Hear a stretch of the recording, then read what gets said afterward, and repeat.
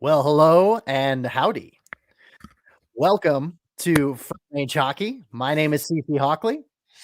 What's up, gangsters? Scott McDonald back on the beat. Happy to be here. Always down to talk hockey with my buddy CC here, and let's do it. We got a lot to talk about today. We do, yes, and this is episode number 8 of Front Range Hockey, and it is airing on March 4th, Thursday, March 4th, 2021. So figured I'd get that out of the way before getting 5 or 10 minutes into it and being like, oh, that's right. I Oh forgot yeah, to by the way, say, yeah, by the way, this is episode number 8, and here's the date. So, yeah, yeah. So, like Scott said, we got a lot to talk about. Per usual during the hockey season, as we've come to find out. But Avalanche. Scott's got some things to say that he's losing followers over. Par for the course when when you've got an classic. opinion. Oh yeah. But Yeah, hey, you gained 400 plus during the Lake Tahoe weekend, so I think it all balances out pretty it's well. fair. Yeah, the net, the bottom line, it worked out well for me. I think at the end of the day. But yeah, people hate strong opinions, and that's it's not even opinion. It's objective fact, and that's part of the problem I have with the fact that why I lost so many followers, and we can get into that. We'll cross that bridge when we get there. Yes, we will. And the Eagles, a little preview for the Eagles portion of the show. They had a 3-game home set against Tucson, their first home games of the season. So after what was supposed to be their home opening weekend against Stockton on February 5th and 6th, obviously Stockton went north of the border. So that kind of negated that. So we'll get to that as well as we'll recap the collegiate rankings and collegiate hockey in Colorado. So we'll get to that later on in the show. But I've let up enough, and I noticed the discussion on social media the past couple days, and Scott, I think it's fair to say that you are of the opinion that the Avs are inconsistent. Yes, and I thought that was like something that a lot of fans, objective, subjective or not, would see and would agree with, but Mm-hmm. apparently not. And that's something with any fan base. Like at the end of the day, we're supposed to be objective journalists, right? You and I, whatever beats we're on, we cover the team. And we try to be as outside looking in as possible as we possibly can. And people don't understand that. I mean, I think a lot of people think like I'm a fan of the team. I'm gonna pump the tires of the Avalanche as much as possible. And I mean, that's not how it works. That's not my job description. That's not what I do. Yes, obviously I'm partial to the Avalanche, and I like I like them as a team and whatnot. But a lot of fans I think hate to hear any sort of criticism against the team, which I mean I don't understand. I guess I think to me it's pretty obvious that the where the issue lies with the Avs. As far as the inconsistency goes with them, they've yet to win more than 3 games in a row. They've only done it one time this year. It's very off and on for them. And I thought that was just an objective statement. And the fact that they're no longer the favorites, heading into the season, that was a big storyline, right? Like they're the favorites or whatever, as Nathan McKinnon says. We're all having a good time, thinking we're going to win the Stanley Cup. It's going to be awesome. But at the end of the day, the favorites almost never win. That's just not how it works. So maybe the writing was kind of on the wall on that front. But they're not. Objectively, they're not the favorites anymore. If you go so in the sports world means, like the big sports books, like that's what you're putting money on. They're the favorites to win the Stanley Cup. If you go on the updated Vegas sports book, odds, the Avs are no longer the favorites. I think it's Vegas right now. The Avs might be even like third best chance to win. So yeah, the fact that I tweeted this a few days ago and lost dozens of followers over the fact that I said the Avs are no longer the favorites because I appeared in a podcast with good friends of ours at Avalanche, and David and his friends on Twitter, and they have a solid following. He had to be on his podcast, and the last question he asked me, after our little 20-30 minute talk was, He's like, "Do you think the Avs have a good shot of winning the Stanley Cup?" And I said, "No, like I don't think they're going to win the Stanley Cup. Like at this rate where they were at right now." And this was coming back from Vegas. So like they had just won, or from Lake Tahoe, my trip from Lake Tahoe. So they had just won a couple of games, like in a row, and we're looking good. But I don't think, from what I've seen from the Avalanche this year, I don't think that they're the favorites to win the Stanley Cup. I think if you go seven, I think I said this too on the podcast. If you go in a 7-game series against Vegas, I don't think they're winning that. I think they lose in 5 or 6 games, and I stand by that. I think injuries obviously have hurt the Avs a lot, and I get that. That's these easy to kind of fall back on, but I just don't see the same thing. Even when they were healthy, I don't see the same thing I've seen from the Avalanche the last couple of years. And I hope a lot of people that are listening to this right now, and I'm finding out a lot of people now as the days have gone by since I made these comments on Twitter. I think a lot more people are agreeing with me, especially after Monday's brutal loss against San Jose, after going up 2-0 and then losing 6-2. Yeah. And that's kind of what sparked the whole thing again. That's like reignited the conversation, and they finally got some more people backing my opinion, I guess. But it's not an opinion. But yeah, I don't think that I don't see the same speed. I don't see the same pace. I don't see the same finesse, whatever you want to call it, from this Avalanche team. I don't see anything special about them. I see a very average team. I see a very inconsistent team. And I know it sounds like right now like I'm bashing them, and I get that, and maybe in a way I am, but I'm just all I can do as an objective journalist is just talk about what I see from my lens and from my perspective, and maybe some people agree with it, some people don't, and that's fine. But I'm not seeing that Stanley Cup winning formula playing out with the Avalanche as I've seen in the past, and I don't think they deserve to be called the favorites. Objectively, Vegas sports books will tell you they're not the favorites anymore. And that's okay. I think they still have time to turn it around. I think a lot of people just took that as me saying, like, I'm bashing the team, and I don't think they're even going to compete for a Stanley Cup. That's not what I said. I said they're not the favorites to win the Stanley Cup. I think they make the playoffs, absolutely. I think they make a couple rounds in, and if they don't turn things around and really start to gain some confidence and consistency in their play, I don't think they're even going to finish in the top 8 teams. And that's all I was saying.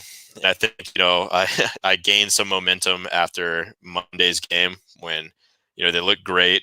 They went up 2-0, looking like the regular Avalanche, and then the inconsistency. They kind of lied back on their heels a little bit, and they blew it. And then I posted a column the next day about how the inconsistency continues to crush the Avs. And that gained a lot of traction on social media, and now people are kind of pumping my tires for like, yeah, you know what, Scott, you're right, or whatever. I mean, that's not what it's about, but I'm glad people are like finally seeing it. And the comments I made on Monday and the comments I made the week before that about them not being the favorites were kind of confirmed today by Brandon Saad, who appeared in front of Avs media during his availability today, and literally said the exact same thing I said. The first question that he was asked was about the team had a good long conversation today about their play, and it was a tough talk, as they said. They asked themselves some serious questions about what they want to be, and that's a good conversation to have or third way through the season. It's a good conversation to have. And Brandon Saad said the same thing. He's like, we just need to be more consistent, and we need to act like we want to win the Stanley Cup. And the fact that he used that word consistent, really, like I leveraged that on social media today too, just like kind of quote tweeting that, and then put that like my story from Monday on that. But I think that's what it is. It's like good teams that win Stanley Cups. They don't just win 2 games in a row then lose one, then 2 games in a row lose one. It's you gotta find your tread and kind of like roll with it. And I've not seen that from the Avs. Yeah, and I mean, even just looking at the scores of this past week, but the 4 games that have happened since our last broadcast, I know that we recorded on Tuesday because both Wednesday and Thursday didn't work for us because, well, I had a game to cover in person on Wednesday, and you had another podcast to be on over at Blake Street Tavern with Adrian Dater. So Sure. we recorded it on Tuesday, so it's been over a week now. So in those 4 games, I mean, you had the Minnesota Wild on Wednesday, February 24th, 6-2 beat the Avalanche. Then on that Friday, Avalanche played in Arizona. And Hunter Miska got his first NHL win. It was a 3-2 victory. So kind of a nice rebound. And then the Avs, they did the opposite they did the opposite that they had against Minnesota against Arizona 6-2 on Saturday, February 27th. And then March 1st, that Monday, that's the San Jose game you talked about, 6-2. So it's like you've got that 3-2 victory over Arizona lobbed in between back and forth 6-2 wins and losses. So I can't understand how someone can even look at the scores of the past week and not see. I mean, they don't even have to watch the game. They can just look at the scores, for crying out loud, and see, well, this seems a little inconsistent this past week. Yeah, exactly. And again, Yeah. that's what I don't get. Like, you know, a lot of people think, I guess, like I'm a fan account or of some sort, but at the end of the day, it's like that's not what I'm shooting for. Obviously, I love to pander towards, you know, the Avalanche fans, and that's my audience, and I'm trying to build an audience, and I get that, but it's one of those things where it's like, God forbid you say anything negative about, you know, so and so had a bad game, or the Avs are inconsistent, or, you know, this Avalanche team I'm seeing today right now through, you know, 19 games or whatever we've been through, is not a Stanley Cup winning team. You say anything like that, and you lose, you know, 100 followers, and it is what it is. And that's fine. You know, it's like, I mean, if you don't want to follow me for my opinions, then you shouldn't be following me in the first place. And I get that.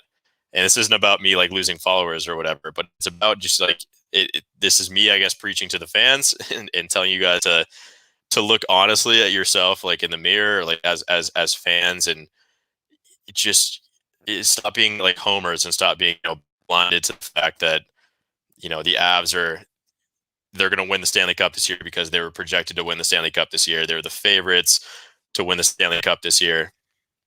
I mean, it just like, you got to be realistic every once in a while. And I get it. Injuries play a big factor into it. That hasn't helped them at all.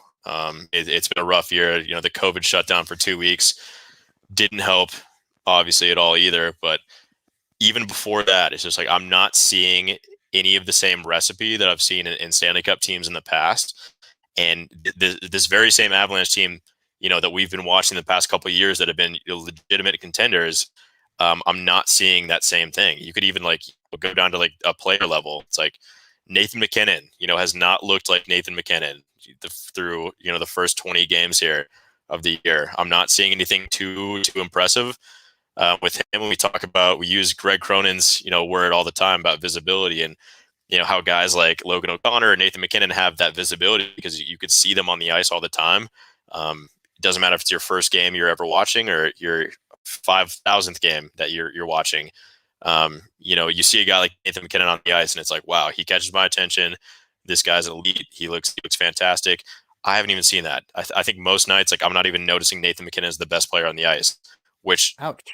Yeah, night in and night out, he is the best player on the ice. But it's just it seems like a very, very like it's a different feel to this team this year, and that's I guess all I'm saying, and that's the inconsistency thing. It's like, at least, you know, we know from the Avs in the past, the first line has always been, you know, super good and the most visible line, and, you know, kind of producing night in and night out, and that, you know, starts with Nathan MacKinnon. But I haven't even seen that. There hasn't been like anybody that stood out this year.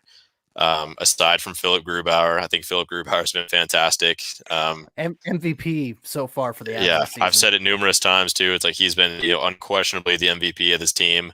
And you know, that's never good when like the goalie is, you know, the most visible player on the ice, because that usually means he's saving your ass. You know, that means he's putting in more work than he should be. He shouldn't be facing 40 shots a night, 35 shots a night, whatever it is. You know, there should be other players that are, you know, catching your attention more, because that means your offense is going off. But yeah, it's something I haven't seen.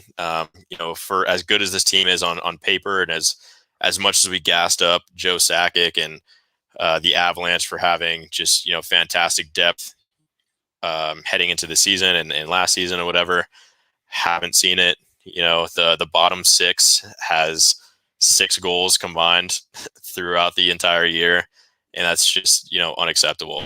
Like 6 goals through a third of the season. I know it's a short season, but we are a third of the way through the season at this point.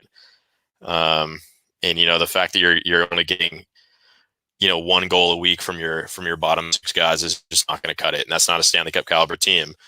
And you look at like Vegas as the candle that you're kind of holding up against the Avalanche, and you say Vegas is going to win that one, 9 times out of 10 in 5 or 6 games.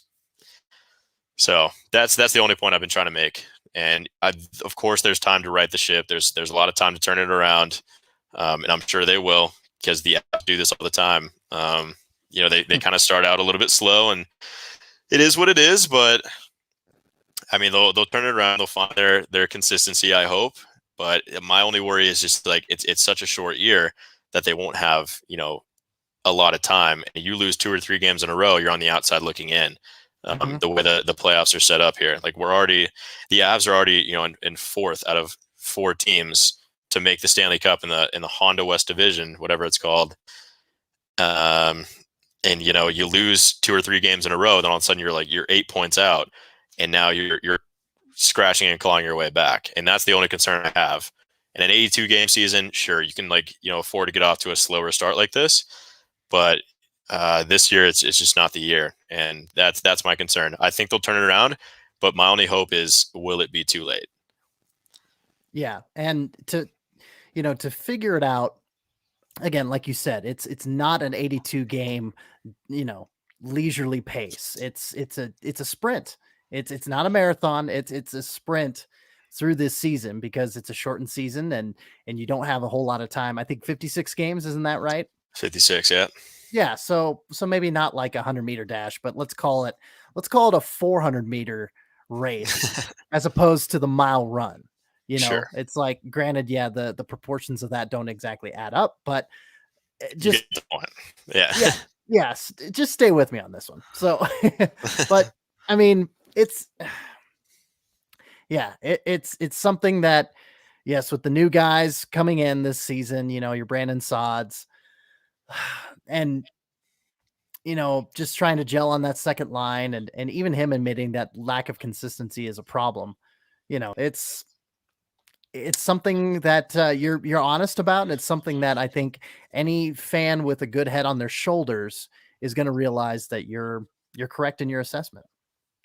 Yeah, no, for sure. And yeah, I'm glad, it's like it was cool, to write that on like Monday, and now like find out Wednesday they're having these serious talks like with them as a team. We're a third of the way through the year. It's a good time to have that conversation where it's like, look, guys, like, we're not playing to the best of our ability. And Bednar's called him out too. Like, yes, the Avs are depleted in the injury department, but he even said, today, it's like the forwards they're not depleted. Like, the forwards should be fine, and we're not getting any production from our forward lines. It's like, if anything, the defense is like what's really hurting. Like, Cale Makar's out, Bo Byram's out, Eric Johnson, big veteran, presence, he's out too. But that should really like not stop, the offense, and Nathan McKinnon's production, Nazem Kadri's production has been way down. His Sod's been okay. The bottom 6, don't even get me started. But like, I mean, it's almost like inexcusable at this point, and injuries are the easiest thing to blame. And the column that I wrote was, I kind of talked on that, was, how like the Avs aren't even like the most injured team. And I think that's like the easiest thing to fall back on. It's the easy excuse to fall back on for a lot of people. It's like same thing in the playoffs, which, yeah, granted, the playoffs, that sucked. You lost your top 2 goalies, last season. That's going to hurt any team. And the fact they pushed Dallas to 7 games is impressive. Sure, I'll give you that. But this season, like the Avs are not even the most injured team. Like, there's a lot of teams, like 90% of the teams that have more man games lost to injury, then the Avalanche are in playoff positions, and the Avs are, I think we're using that too much as an excuse, and it really shouldn't be. And I hope they turn it around. We'll see. They have time for sure. It starts tonight. The time of us recording this, there's a game in an hour. They're playing San Jose after that rough Monday loss, and it's a must win. I'm going to call it a must win. I'm always wary to call a game a must win when it's game 20 of the year, but I think after the conversation they had today, that they said they had today, and guys like veterans who have won 2 Stanley Cups like Brandon Saad today saying, we play like we want to play. We don't want to win some nights. Those are big comments. Those are harsh comments to make, and I think it should really fire the team up. And if they don't win tonight, then there will be obviously a lot more concern than before, especially playing a team like San Jose that's kind of bottom of the barrel and not expected to really push the Avs to the brink. But here we are, and we'll see what happens. But yeah, I'll call this a must win here. Wednesday the 3rd, playing San Jose. It's a must win. Yeah, that game starts, like Scott said, at 8:30, an hour from 7:26 is that's our timestamp as we're recording right now on Wednesday night. But then after that, they've got the Ducks on both Friday and Saturday, and so we'll see how that goes. And facing up, and I think Trevor Zegras is still on Anaheim's squad, and we'll see how that works out as they wrap up their California trip, I believe, after that weekend. So, yeah. So, Scott, good talk about the Avalanche. Hey, it was that good. Was depressing. I'm sorry. No. It was honest. It was, it was genuine. It needed to be said. It can't sugarcoat these things. Shout out to the Mile High Pundit podcast for shouting us out. I said, you guys want cold hard facts? Listen to Off Scott Free and CC Hawk on the Front Range Podcast Lab right now. That's we us. we bring the truth. I guess we try. Yeah, thank you. And now I'm going to talk some truth about the Eagles because, boy, they were. Yeah, it was a tale. You were there, of boots on the ground, eh? I was boots on the ground for sure. Home opener. Wednesday, February 24th against the Tucson Roadrunners. Kind of alluded to that last episode. Well, I didn't allude to it. I just said it. I do that a lot. I'm like, oh yeah, I alluded to it. No, I flat out said it. I was very direct about it. So yes, I was there. I got to see the Eagles take a 3-1 victory over the Tucson Roadrunners. And my God, did they look physical. I mean, having guys like, man, having Liam O'Brien back was huge. He scored a goal. He was physical, knocking people down. I mean, Liam O'Brien is a stud. He can score. He can be physical. He's kind of the Swiss Army knife of the Colorado Eagles this year. And the team fed off that, man. I mean, they really stepped up their game in regards to, putting the body on their opponent and everything like that. And they neutralized Tucson's offense as well. I mean, Michael Bunting, he was the first AHL player of the week for the season. Nothing that first game. I mean, 3-1. And, Prosvetov, the goaltender for the Tucson Roadrunners, I mean, he kept Tucson in that game for sure. But I mean, Hunter Miska was in net that night for the Eagles. And so, that's obviously going to be a difference maker there to have Miska in net. Now the next game, different story, because Miska's called up. So you have Peyton Jones in net. So the Eagles take a 3-1 lead, same 3-1 lead. Looks a little familiar from Wednesday. They took that 3-1 lead on Friday night into the third, late into the third. And what does Tucson do? They have a situation where they crowd the front and create traffic in front of Peyton Jones, the Eagles netminder. And they bomb it from deep, from almost the blue line, and goal. And so I believe it was Capobianco that scored that second goal for the Roadrunners to make it 3-2 with 2 minutes left in the game. Okay, 2 minutes left in the game. Yeah, should be good. Not so much. So 15 seconds left in regulation. The Roadrunners add another goal. And it's kind of a similar situation. They create traffic in front. The Eagles don't pinch 5 deep or 5 in, and the 5 defenders in deep, and they don't create space in front of Peyton Jones so he can actually see where the puck is coming from. So they create traffic in front. They take a shot, they shoot it, they score, and we got a tie game. We're going into overtime, and we go almost to the end of overtime. We're almost in the shootout, and I think it was Roy from Tucson that brings the puck out, and he comes in, but he catches everyone off guard. Like, it's 3-on-3. So Roy, he comes out of the Eagle zone, and then he just shoots it. And TJ Tynan's there in front of the net, and I think he was on his man, but he tried to, he was kind of on his heels, and he tried to pull back a little bit. It wasn't any good. They beat Peyton Jones, and they completed the comeback 4-3. And that was rough. But I think how the Eagles responded the next night in not allowing any goals, and also to just have one goal and to have it a 1-0 shutout. Trent Miner, Eagles goaltender, 3 different goaltenders in 3 different days. Kind of a weird situation, but welcome to 2021. Yeah, but exactly.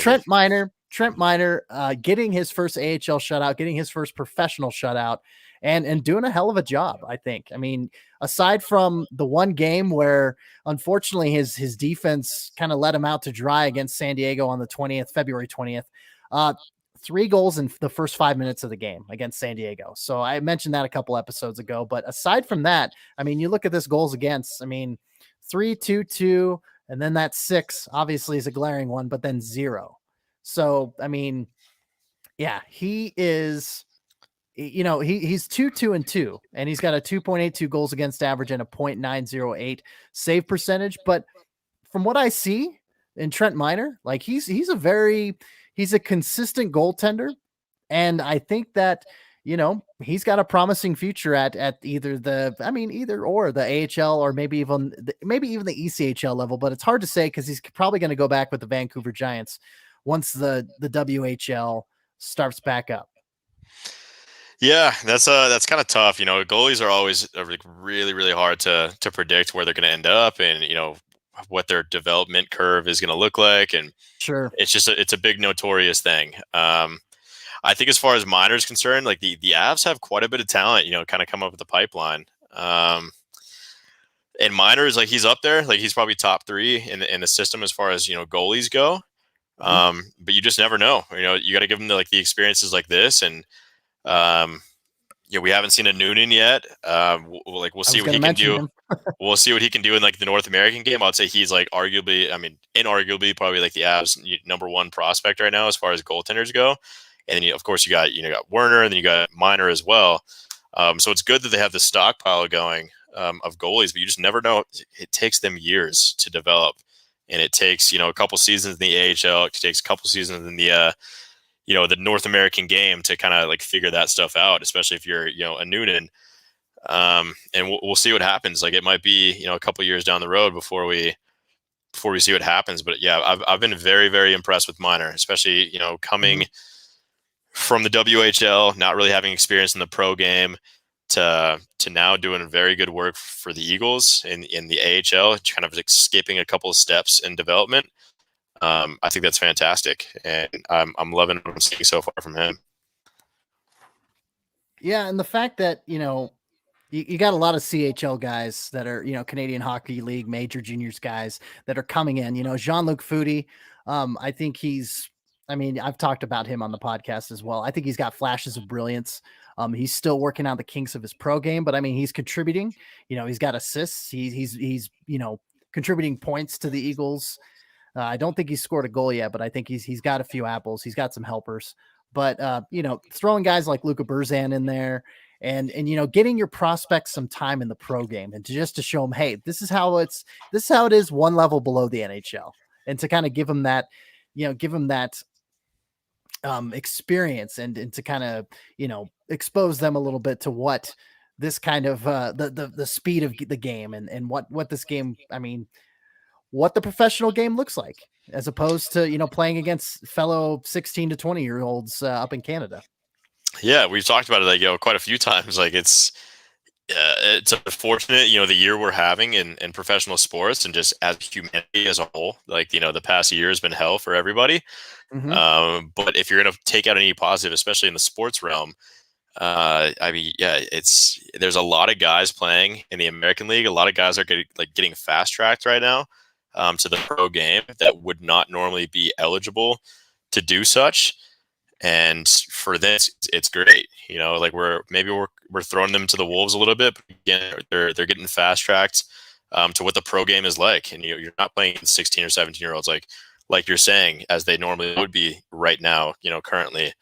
But they get to play against adults. Like this is what it's like. You're playing against night in and night out former NHL players or like guys that have played in the NHL and are now with like their affiliate teams.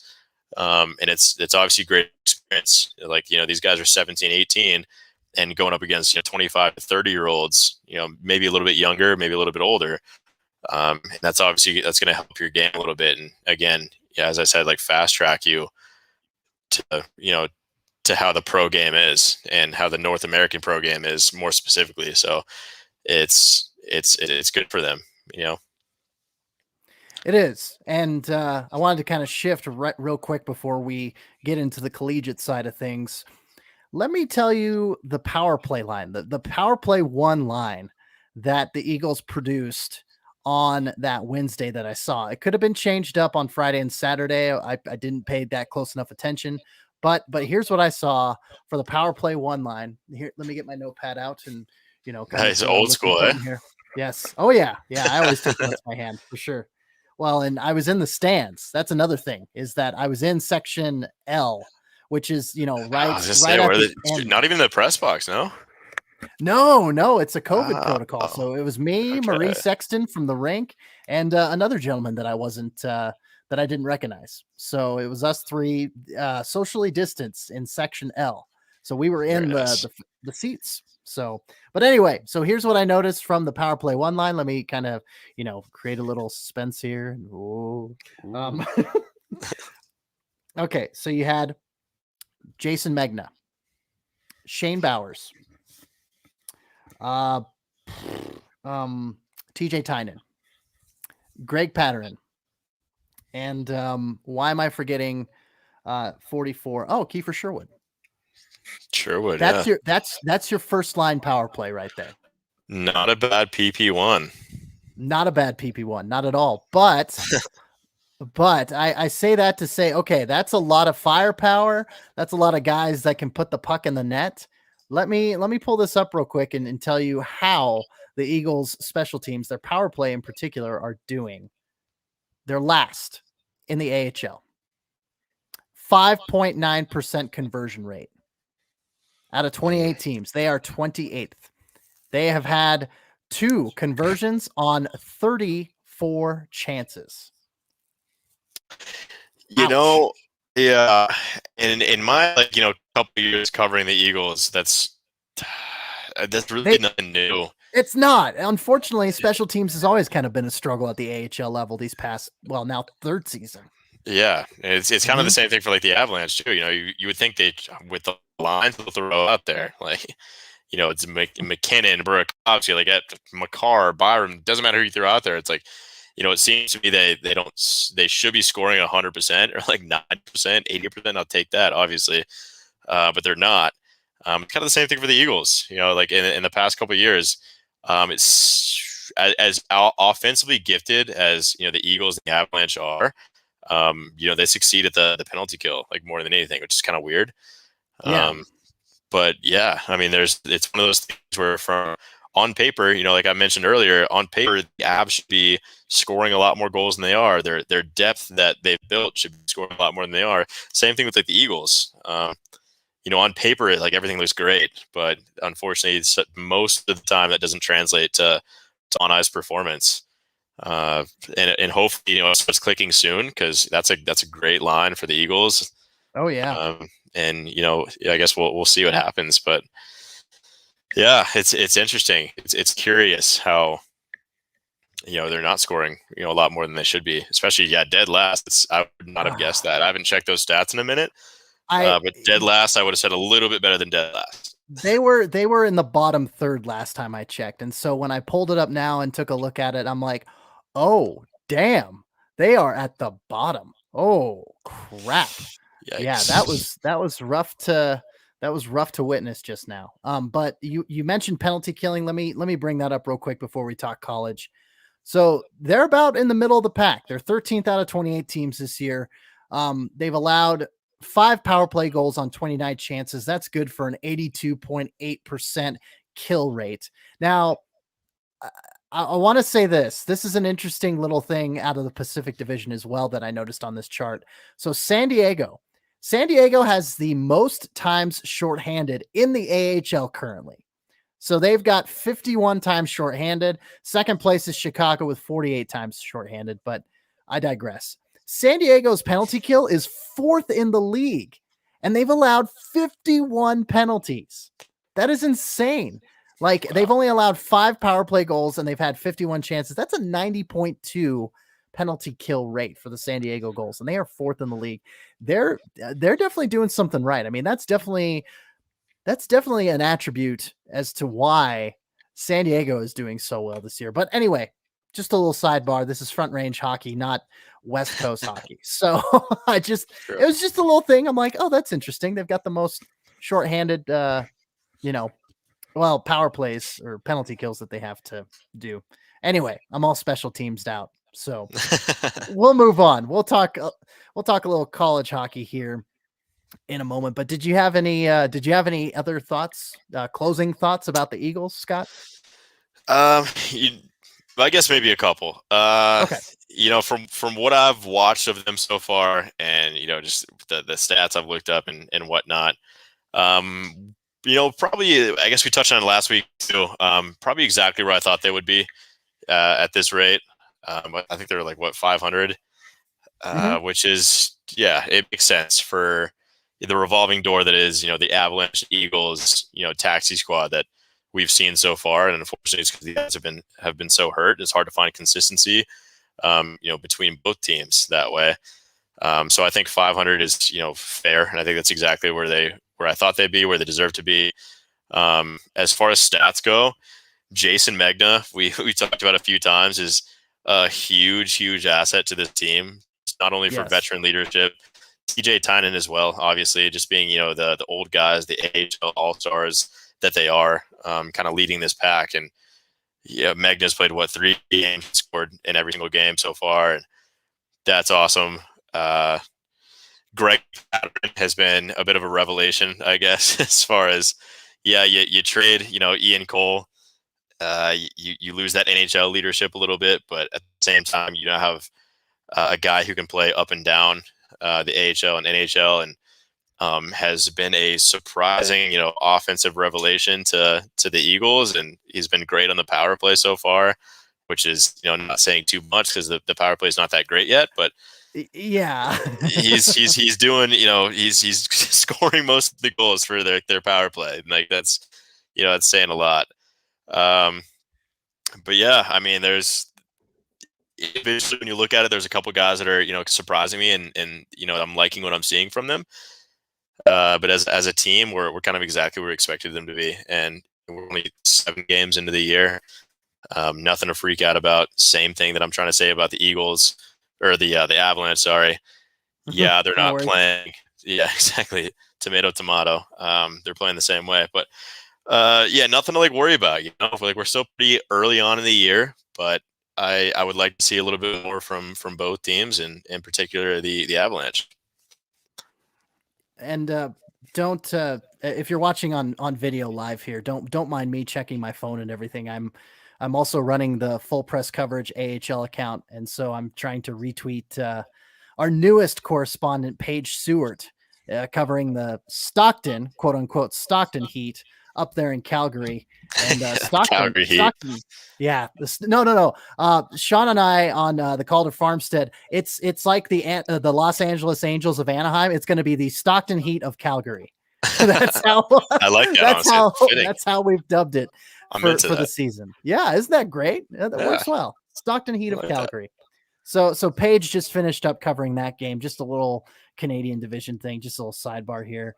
4-1 Stockton beating the Belleville Senators tonight. So good for them. They had an 8-1 whooping in their first game against the Toronto Marlies, and they've seen to right the ship a little bit. Yeah, so they're pulling themselves The up. Marlies And are always going to be good. That's the thing. At AHL level, the Marlies are always competitive. So that it's tough Kyle to. Dubas system, it's just Yeah. It's tough to play in the Canadian division. No, you got the Marlies like 10 times a year, whatever. Like it is oh this year. god. Yeah, it's brutal. I mean, I think Laval had like 8 home games in a row because of the province of Ontario being closed and everything. But Mhm. I digress. It's interesting season on all fronts in the AHL for sure. So there you have it. That's the Colorado Eagles. And now we get to talk about the collegiate side of things, and we're done. Unfortunately, I thought we had 4 games in a row between Denver and Colorado College. Not so much. We Canceled. had 2, and now we have 2 canceled. So let's start with Denver getting the victories over Colorado College on Thursday, February 25th, and Saturday, February 27th.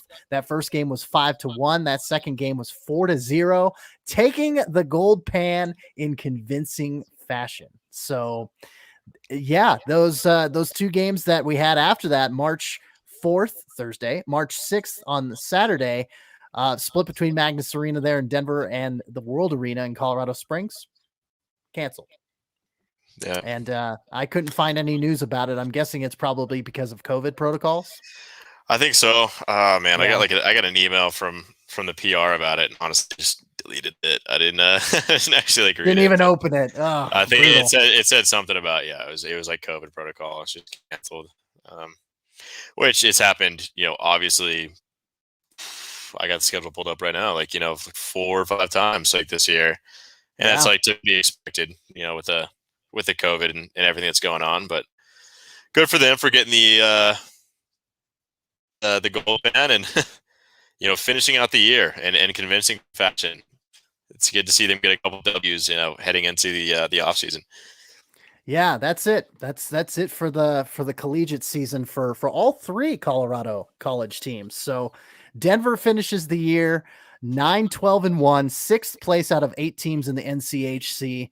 Colorado College, not as good of a looking record. I mean, both under 500, sub 500, but Colorado College, 4 wins, 16 regulation losses, 2 losses outside of regulation, tied for 7th with Miami of Ohio out of 8 teams in the NCHC. So there's that for that conference. And I guess that concludes our coverage at Front Range Hockey for college sports, eh? And thanks for tuning in for college hockey for Front Range Hockey. And we'll be back in 6 months to talk about these guys. And hopefully much better teams to cover. But yeah, what we need to do in the off season is bring on, Denver's coach and Colorado College's coach and see what the recruiting class looks like under normal circumstances, because hopefully next season, everybody's going to get their COVID-19 vaccine, or at least the vast majority of the American population is going to get their COVID-19 vaccine, and things can get back to normal. So we shall see. But honestly, there is one more college team that I do have to cover. And the reason being is because Air Force, even though their season ended, they have moved up a spot in the rankings. So I do say. Wow. Okay. So technically they're in a 3-way tie with Holy Cross and Niagara at the bottom of Atlantic Hockey. But Air Force's record is 3-8-1, as opposed to Holy Cross, which is 3-9-0, and Niagara, which is 3-9-3. So because they have less regulation losses, Air Force gets they get the tiebreaker. They're actually 9th out of 11 teams now. So because of Niagara, they are now they're not in the bottom 2 anymore. I mean, we talked about it. Holy Cross was below them last week, and now you got Holy Cross and Niagara below them. So Air Force finishing 9th out of 11 teams in the Atlantic. Moral victories at this point. Good for them. Yeah. And those two games against Canisius that we talked about last time as well. I mean, that definitely helped because they only had one win going into that series, that 2-game series there Yep. on the Air Force Academy base there in Colorado Springs. So there you have it.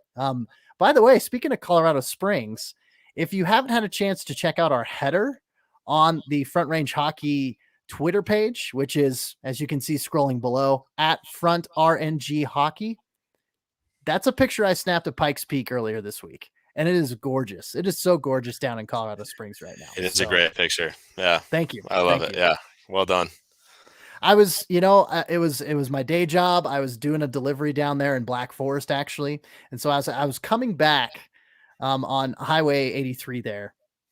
I noticed it going south on Highway 83. I'm like, oh, I got to get a picture of that, but I got to make this delivery first. So made the delivery, came back and snapped that photo off the side of the road there off of Colorado State Highway 83. So if you're looking for a good photo op of Pikes Peak with limited houses and things in the way, that's the place. I mean, there's few and far between as the housing developments grow out there. But anyway, photo ops aside, college has been talked about.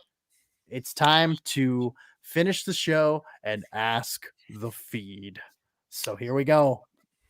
Our favorite portion of the show is when we get to talk to the people and have them ask us some questions. So yes, sir. First and foremost, Mile High Pundit had a question actually on our live chat here. So let me pop that up here. He says, boys, what the hell is wrong with Graves? We got to talk about that. Mile High Pundit. So there you go. Scott, we've talked about it before, and he even mentioned, he goes, let's see, was he protected by 29, 92, and 96? Of course, McKinnon, Landeskog, and Rantanen. But yeah, I mean, it's we've kind of touched on it before. I mean, he's been asked to do something different this year. Yeah, it's a story I recently, published too. Just talking with Coach Bednar about it, and Graves himself about that too. He'll be the first person to admit to you that he was not having a great year. He called it an up and down year. He wasn't playing well, and I think, the fans at large, like, we obviously saw that, and the media, the pundits, whatever, he wasn't playing great, and I think. As far as to answer that second part of that question, was he protected by that top line? For sure. I think he was mostly protected by number 8, as a number you left out on that. Playing with Cale Makar, like, you could put Eric Johnson, or Ian Cole when he was with the Avs, alongside Cale Makar, and he'd have probably a career year just by association. And I think that's kind of what we saw. With Ryan Graves, I think it's a little bit of a imposter syndrome, if you will. Him coming just like out of the age, out of nowhere from the Rangers organization, and stepping in and just perfectly filling a role alongside one of the NHL's most elite young defensemen. Will help anyone, and I think we kind of built up a false narrative, I guess, in the fan base, and maybe he even did himself too. Again, that imposter syndrome kind of sets in. When I talked to him, he told me he's more of a defensive defenseman first. And he's not like, he's like, I know last year I was scoring goals and like, it was a plus 40 or whatever, but he's like, I've always like enjoyed playing on the penalty kill and like shutting down like teams' top lines and playing more of a defensive role. Which we didn't see from him last year because he wasn't playing that. He was playing top line minutes. He was playing, with the 3 guys that you just mentioned in the comment there, and then playing with Cale Makar obviously helped too. It's like your numbers going to get pumped up just by association. I think that's what we saw. And yeah, I think it was a learning curve. It was an adjustment for him at the beginning of the year. He said as much. Coach Bednar said as much. He's kind of in his head a little bit, and they had a sit down about like how his role is going to change and how he's more of that bottom 6 or that bottom 4, bottom 2 guy on the defense. And, his role is now going to be penalty kill and kind of playing like hard minutes and not necessarily, playing power play 1 or any power play at all. Mm-hmm. And it took some time for him to learn it. It took him, a dozen or so games. He got sat a couple times and got healthy scratched and had some serious conversations with himself and with the coaching staff and, watched video and all that stuff. And I've been thoroughly impressed with Graves at actually, the last. Oh, well, I think like heading into Lake Tahoe and like a game or two after Lake Tahoe, I thought he looked great. In Lake Tahoe, I thought he played unreal, Mhm. especially on that 5-on-3 power play, which I think a lot of people listening to this will know exactly what I'm talking about. He is, killed that penalty on his own. He blocked a couple of key shots, blocked a couple passes, cleared the puck a couple of times, kind of hang on to that one goal lead I've had at Lake Tahoe. And I talked to Bednar about it after the game, and I was like, "And how impressed are you with that? Like, are you impressed as I am?"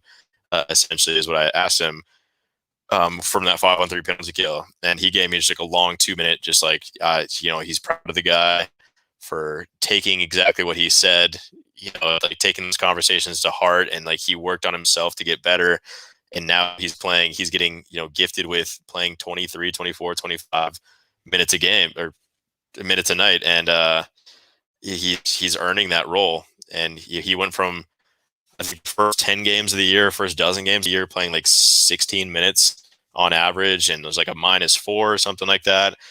Since then, he's averaging 23 or 24 minutes now. And he's, +1 or +2 since then. So I think like obviously, the stats are kind of speaking for themselves, but I think if you just watch him play, he's been impressive. And, maybe last game I feel like is what you're referring to, Mile High Pundit.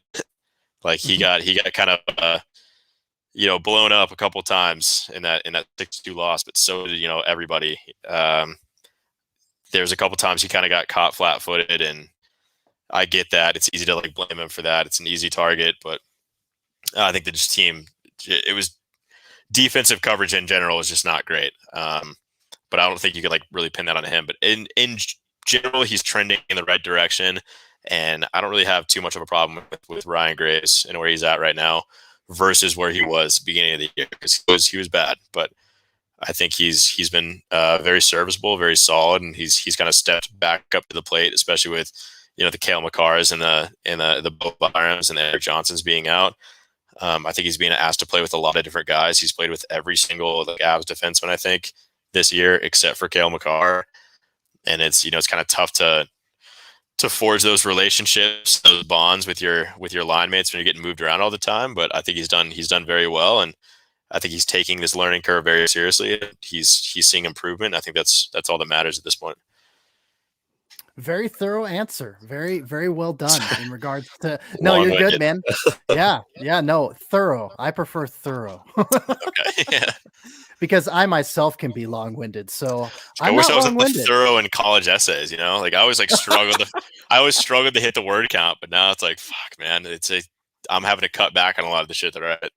It's amazing if you're passionate about something, you can go on for a while. So maybe that Sure. was it too. So anyway, let's go to the next question here, and it's less of a question and more of a exchange on social media that I saw. It's from Sly at SlyV19, and it was funny because it was the first question we had. Can the Avs find any consistency? And it was kind of like a ha, a little nudge there to you, and your response was just lol, lol, and then he replied, "Sod is asking." Lol.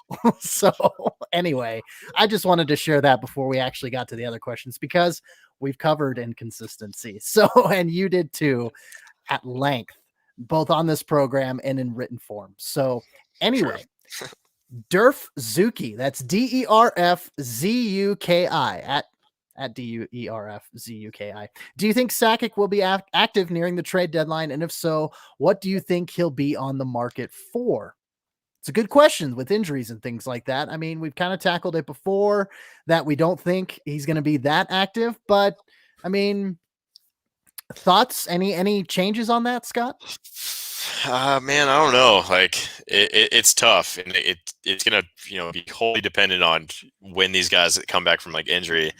If we're in a position where Francois is going to be out for a lot longer than we thought, and at this point, Jesus Christ, it feels like he's going to be out for like the whole season. Like, I mean, every time we Yeah. ask for updates on a weekly basis from Bednar, it's just like no update. He's still out long term, still not skating.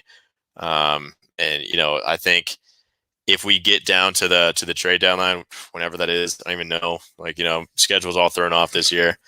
Right. But yeah, I think they'll probably seriously consider like a backup goalie. But like I've said a few times on this podcast, and I've tweeted a few times and written about it a few times on the website, I think they really want to give Hunter Miska a shot at being, the guy. And maybe I'm biased. I've watched Hunter Miska quite a bit. Last season covering the Eagles, and in this year seeing what he's done. I think he's a very, very serviceable goalie and a very reliable goalie if you give him a chance. And it's hard, to be an NHL goaltender. It's hard to be any goaltender across any league if you're playing, once every like 2.5, 3 weeks. It's just kind of hard to find that groove that you get in. And that's, the groove is for any position regarding hockey, for goalies in particular. Like finding that groove and that consistency is big. And I think that's part of the reason why, Grubauer is having such a big year, is because he's being asked to play so often. And you're facing shots from Nathan McKinnon like every day in practice. You're playing with the power play every day in practice, and it's easy to kind of find your rhythm and your groove when you're playing a lot more than you are. And when you're getting like second team minutes like Miska is, and you're playing once every 2 weeks or every 3 weeks, it's hard to kind of find that rhythm. And I think we're going to see it this month. The Avs are setting a franchise record for most games in a month. I think it's 17 games in 30 days, 31 days. And I think like you're going to need Miska to play 4, 5, 6 of those. And I think that'll be, kind of very telling that'll lead us into the trade deadline. And like, let's give Hunter Miska, 4 to 6 games, in the month of March here, and see if he can, win a few of those, see how well he plays. And we'll see if we have to make a trade for a goalie at that point. Or given the cap space issues that the Avalanche have, Hunter Miska is a very, very cheap option. And that's something that, Joe Sakic and his team are for sure considering, without trading too many assets and dumping some cap to, a team to acquire Braden Holtby or whatever. I think, yeah, they want to give Miska a shot and see what he can do. And I think if the Avs are looking for anything, it'd probably be a goalie. Knock on wood, if any other injuries happen in the meantime, maybe they'll look for a forward or a defenseman. But I think we're good. Like Cale Makar is not going to be long term. Bo Byram's not going to be long term. Those guys are coming back. Defense is looking fine, aside from Eric Johnson. So it's tough to say. The Avs don't have any like money to play with. I'll just say that. So it'd be tough to make a trade without dumping, some salary, and then you have some serious questions to ask yourself at that point. Yeah, it's like, Craig Anderson was the name you floated. He got picked up by the Washington Capitals as a free agent, and so the free agent pool is not looking promising. I know there was another goaltender on waivers that whose name is failing me right now, that cleared waivers and was picked up by Edmonton. Well, he didn't clear waivers. He was picked up by Edmonton off of waivers. And so, yeah, if they're going to get a goaltender and to get a cheap option at a goalie, that's something that you can make as a trade. But again, Hunter Miska, you've been a proponent of him. I've been a proponent of him. Let him skate. Let him be a goaltender for the Avalanche, like you said, for 4 to 6 games during that stint, and see what he can do. So that's the direction I would go as well. I wouldn't trade for a goalie. I mean, maybe you pick up a depth forward or a depth defenseman, depending on what injuries look like for the rest of the season and what your needs are. But we'll see. Anyway, we'll keep it rolling. Keep it rolling. Desktop Penguin at Desktop Penguin. That's an interesting handle there. How about the Avs physical game? Are you happy with their physicality during games, or so you think they need to hit more and finish more checks? Tweets can be worded odd sometimes. I just read them as they come in. Are teams even scared of the Avs? Hitting can wear down your opponent. That seems like it could be helpful in preventing these late comebacks. Your thoughts real quick on that, Scott. Yeah, real quick. I mean, absolutely. We talked about it a few times. It's the reason why Dallas kicked the Avs' ass last year. Like in the playoffs, they're a bigger, more physical team, and lost a bunch of followers over this last week when I talked about it. One person in particular whose name I will not mention, but good man. Yeah, taking the high road. It's something. I think the Athletic tweeted these stats about how this year, actually, fun fact is the NHL is the biggest and tallest it's ever been. in league history. It's a big boys league this year in particular, and in general, I think there's some crazy stat about how the last 3 Stanley Cup winners have been in the top percentile, whatever percentile of as far as weight class goes and height goes, and there's a clear correlation between teams that go deep in playoffs and how durable they are. And the Avs are like such a small team, and I think they're very middle of the pack as far as height and weight go. I think they're a little bit less than that. Like they're 23 or 24 out of 31 teams as far as like weight class goes. And you got Sam Girard and Tyson Jost and those guys who are, they're small, they're skilled players, but I mean that doesn't mean shit like in the postseason, and that's great. What skill does mean is you score a lot of goals, but that's not even something the Avs are doing now. So we do need to get bigger. Landeskog was kind of your big bruiser of a guy. Even he's kind of proven to be not that this year, and you lost Zadorov to the trade, and it's the Avs. That's something they're going to lack, and I think the NHL is kind of trying to move towards more of a skill-based thing, but I think we're still finding out that there are some old tendencies that happen in the postseason where there's a clear correlation between bigger and stronger teams that make it further, that are more durable in the postseason, that win this versus teams like the Avalanche, who are lightweight and more skilled and fast and speedy, and that's great, but they get punched in the mouth. So yes, physical game is lacking, and something I think they certainly need to address. It definitely doesn't help that Dennis Gilbert, a guy that they acquired in that Chicago trade, with Zadorov, he's out for a number of months with an injury as well. Who's he's a gritty guy, he's a sandpaper guy. That's one of the guys you picked up to get tougher, and unfortunately, you can't be tougher when you're not on the ice. So.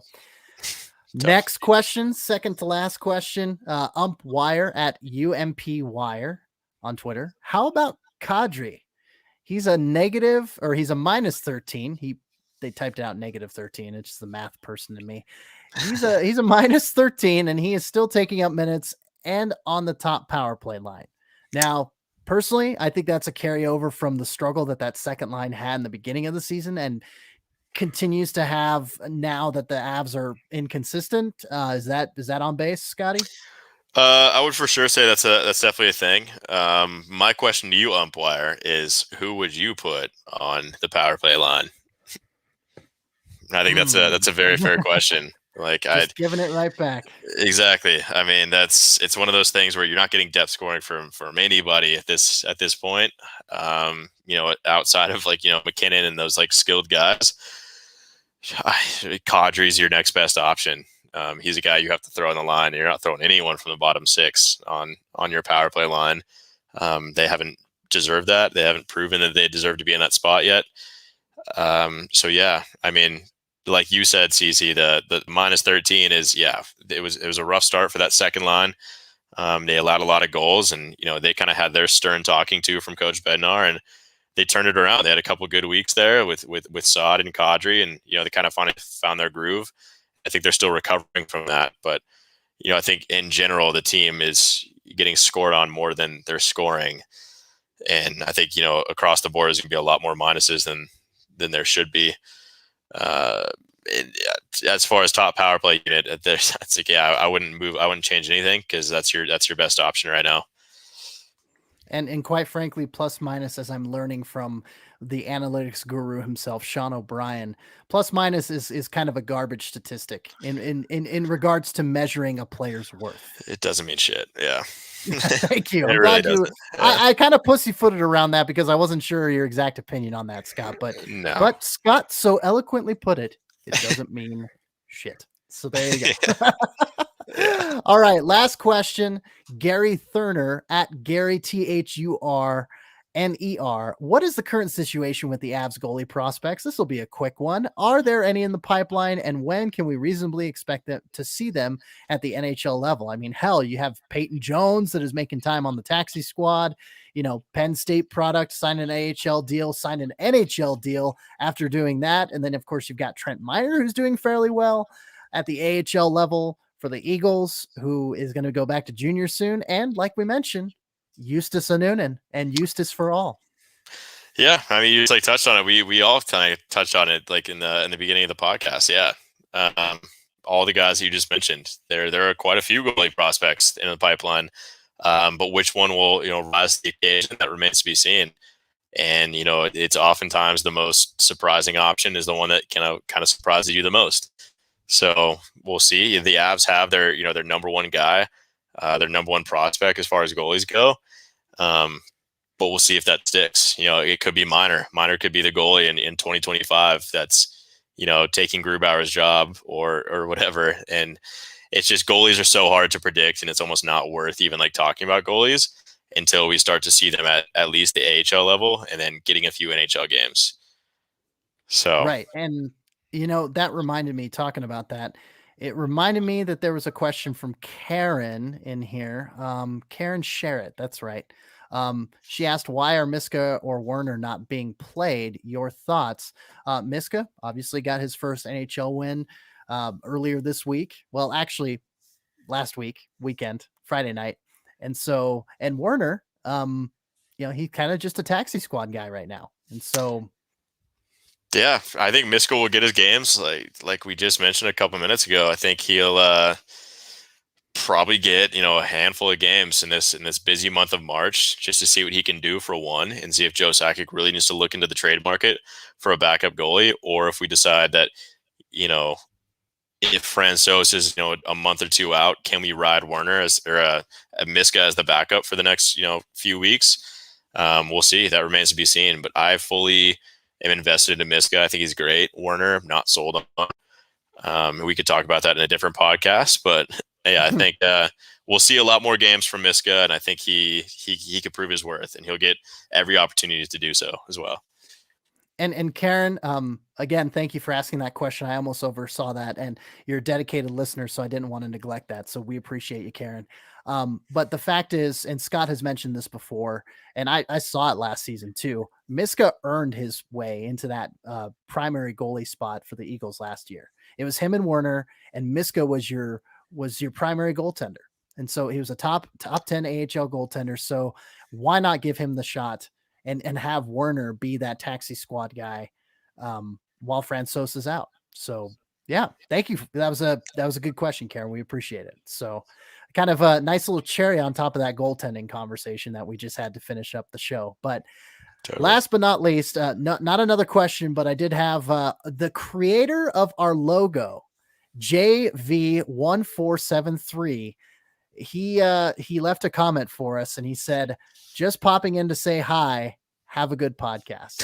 So thanks, hey, JV. Gorgeous logo too. We appreciate you. Yes, absolutely. So Justin is a good friend of mine, and yeah, I asked him to tackle the logo, and obviously he did a kick-ass job. It's simple, and it's sleek, and it's sexy. The 3 S's. Yes, sir. Yes, sir. All right. Okay, so that's it.